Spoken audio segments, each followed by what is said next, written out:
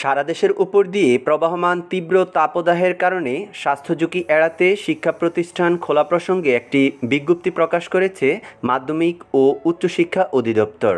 বিজ্ঞপ্তিটিতে জানানো হয়েছে, উপর্যুক্ত বিষয়ের পরিপ্রেক্ষিতে সংশ্লিষ্ট সকলের অবগতির জন্য জানানো যাচ্ছে যে স্বাস্থ্য মন্ত্রণালয় ও আবহাওয়া দপ্তরের পরামর্শক্রমে ঊর্ধ্বতন কর্তৃপক্ষের নির্দেশে মাধ্যমিক ও উচ্চশিক্ষা অধিদপ্তরাধীন সকল সরকারি ও বেসরকারি শিক্ষা প্রতিষ্ঠানের ছুটি আগামী 25/4/2024 তারিখ বৃহস্পতিবার পর্যন্ত বর্ধিত করা হলো। 26/4/2024 শুক্রবার ও 27/4/2024 তারিখ শনিবার সাপ্তাহিক ছুটি থাকার কারণে শিক্ষা প্রতিষ্ঠানসমূহ আগামী 28/4/2024 তারিখ অর্থাৎ রবিবার যথারীতি খুলবে।